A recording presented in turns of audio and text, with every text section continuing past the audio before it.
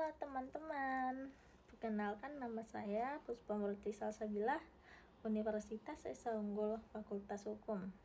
Pada kesempatan kali ini, kita akan membahas secara sangat mendetail mengenai kode etik profesi jaksa, sebuah pedoman yang menjadi acuan utama dalam menjalankan tugas jaksa di Indonesia. Sebagai unsur penting dalam sistem peradilan, jaksa memiliki tanggung jawab besar bukan hanya sekedar menuntut perkara di pengadilan, tetapi juga menjaga kepercayaan masyarakat terhadap penegakan hukum yang adil dan transparan.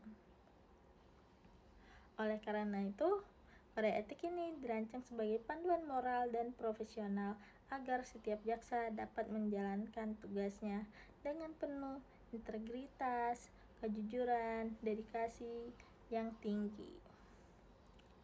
Apa itu kode etik profesi jaksa? Kode etik profesi jaksa merupakan kumpulan nilai, norma, dan aturan yang mengatur perilaku serta tata cara pelaksanaan tugas jaksa dalam setiap aspek pekerjaannya. Kode etik ini secara resmi diformulasikan dalam Peraturan Jaksa Agung Republik Indonesia Nomor per 014-A-JA-11-2012. Peraturan ini tidak hanya berisi larangan-larangan dan kewajiban, tetapi juga prinsip-prinsip yang harus dijunjung tinggi oleh jaksa agar tetap menjadi pelayan masyarakat yang terpercaya dan profesional. Mengapa kode etik ini penting?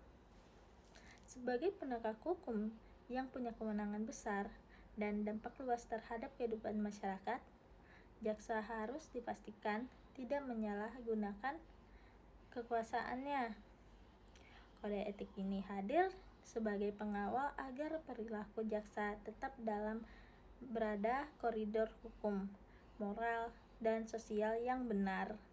Tanpa adanya kode etik yang tegas, kemurnian penegakan hukum bisa ternoda oleh praktik-praktik korupsi, kolusi, nepotisme, atau penyalahgunaan kewenangan.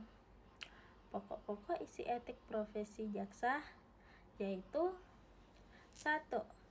Prinsip keadilan, kebenaran, dan independensi. Jaksa wajib mengedepankan keadilan dan kebenaran sebagai nilai utama dalam setiap pengambilan putusan. Independensi atau kebebasan dari tekanan manapun adalah syarat mutlak agar putusan yang diambil benar-benar murni, berdasarkan fakta dan hukum tanpa campur tangan pihak eksternal, baik itu politik, ekonomi, maupun sosial. 2. Larangan menerima hadiah dalam bentuk keuntungan lainnya. Jaksa dilarang menerima apapun bentuk hadiah, uang, atau keuntungan apapun yang berpotensi memengaruhi objektivitas dan integritas dalam menjalankan tugas. Ketentuan ini bertujuan untuk mencegah praktik suap dan gratifikasi yang bisa merusak kepercayaan publik terhadap aparat penegak hukum. 3. Menghindari konflik kepentingan.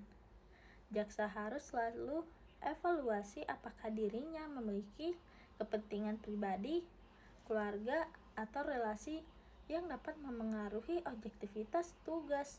Jika ada, jaksa wajib mengalihkan perkara tersebut kepada sejawat yang tidak memiliki konflik kepentingan agar prosedur hukum berjalan dengan fair. 4. Penghormatan terhadap hak asasi manusia. Setiap tindakan jaksa dalam penegakan hukum harus menjunjung tinggi hak asasi manusia atau yang biasa kita sebut itu HAM. Ini mencakup perlakuan yang manusiawi terhadap tersangka maupun terdakwa, serta menjamin proses hukum yang tidak diskriminatif dan adil sesuai dengan standar internasional dan peraturan nasional yang berlaku. 5.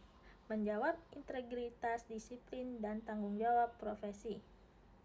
Jaksa harus selalu menjaga nama baik diri sendiri dan institusi melalui perilaku yang disiplin, bertanggung jawab, dan transparan dalam setiap tahapan tugas menegakkan hukum. Kondisi ini juga termasuk kewajiban untuk melaporkan setiap penyimpangan atau kegagalan yang ditemui agar dapat diperbaiki demi penegakan hukum yang bersih. Dampak positif dari penerapan kode etik. Dengan konsistensi penerapan kode etik, ada beberapa manfaat penting yang bisa dirasakan oleh institusi dan masyarakat, antara lain meningkatkan kepercayaan masyarakat terhadap penegakan hukum karena jaksa dianggap bekerja secara profesional dan bebas dari korupsi, mengurangi praktik korupsi dan menyalahgunakan wewenang yang bisa melemahkan sistem hukum, membentuk sikap profesionalisme yang kuat di kalangan jaksa hingga menjadi teladan bagi aparatur penegak hukum lain dan masyarakat umum, menjamin proses hukum yang adil dan beradab sehingga hak semua pihak tetap terlindungi dan dijunjung tinggi. Studi kasus pengamalan kode etik di dunia nyata. Sebagai contoh implementasi kode etik, bayangkan seorang jaksa yang menerima laporan tentang adanya indikasi korupsi di sebuah instansi pemerintah meskipun mendapat tekanan dari berbagai pihak yang ingin kasus tersebut ditutup atau diperlambat. Jaksa tersebut tetap teguh menjalankan tugas sesuai prinsip independensi dan keadilan. Ia menolak segala bentuk suap atau ancaman, menyusun berkas perkara dengan teliti, dan menyerahkan kasus ke pengadilan untuk proses hukum yang transparan. Ini adalah contoh nyata bagaimana kode etik menjadi penuntun agar penegak hukum tetap profesional dan terhormat. Kode etik profesi jaksa bukan hanya aturan tertulis semata, tetapi adalah jiwa dan roh dari profesi jaksa.